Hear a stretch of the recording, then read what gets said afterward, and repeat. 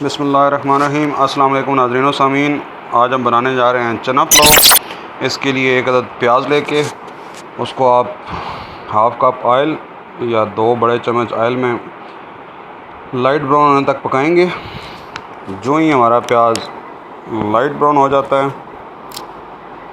تو ہم اس کے اندر شامل کر دیں گے 1 ٹیبل سپون ادرک لہسن کا پیسٹ، ساتھ میں ہم شامل کر دیں گے ½ ٹی اسپون دھنیا۔ ان کو ہم کر لیں گے فرائی۔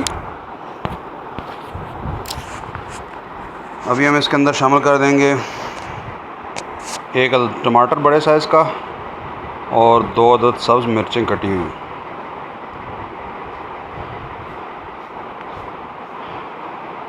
ابھی ہم نے اس کے اندر 1½ ٹی اسپون ڈال دیا ہے نمک۔ اب اس کے اندر ہم شامل کریں گے سرخ مرچ پاؤڈر، اور وہ بھی شامل کریں گے 1½ ٹی اسپون۔ اگر آپ کم مرچیں پسند کرتے ہیں تو آپ 1 ٹی اسپون اس کے اندر سرخ مرچ پاؤڈر شامل کریں۔ اس کے علاوہ ½ ٹی اسپون اس کے اندر ہم نے ڈال دیے گرم مسالہ۔ ابھی ہم اس کو ڈھک دیں گے تاکہ جو ہمارا پیاز ہے یہ جو ہمارا ٹماٹر ہے وہ تھوڑا گل جائے۔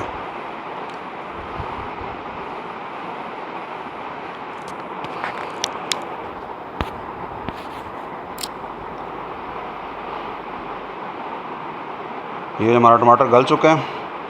ابھی ہم جو ہے اس کے اندر شامل کر دیں گے چنے، جو میں نے پہلے سے بوائل کر کے رکھے ہوئے ہیں۔ وہ 1 کنی کم بوائل کیے ہیں کیونکہ وہ بھی ان کے اندر مسالے کے اندر فرائی کریں گے، اور بعد میں چاولوں کے دم کے ساتھ وہ پرفیکٹ پک کے جو ہے نا وہ گل جائیں گے اور بہت نرم بھی نہیں ہوں گے۔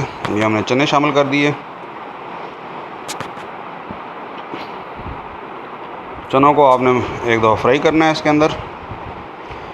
اب ہم نے لینے ہیں 1.5 پاؤ چاول، اور اس کے ڈبل ہم اس میں شامل کریں گے پانی، یعنی 3 پاؤ آپ نے اس کے اندر پانی ڈالنا ہے۔ اگر آپ کسی کپ سے میئر کر رہے ہیں تو جتنا کپ آپ نے چاول لیے ہیں اس کے ڈبل آپ اس میں پانی شامل کر دیں۔ پانی کو بوائل آنے دیں۔ یہ میں نے چاولوں کو پہلے سے بھگو کے رکھا ہوا ہے پانی میں۔ اب اس کو جو ہی بوائل آ گیا تو ہم اس کے اندر شامل کر دیں گے چاول۔ اب ہم اس کو اس وقت پکائیں گے کہ جب تک یہ ہمارا پانی جو ہے یہ بالکل ریڈیوس ہو جائے، بالکل ختم ہونے کے قریب پہنچ جائے، تب تک ہم اس کو پکائیں گے۔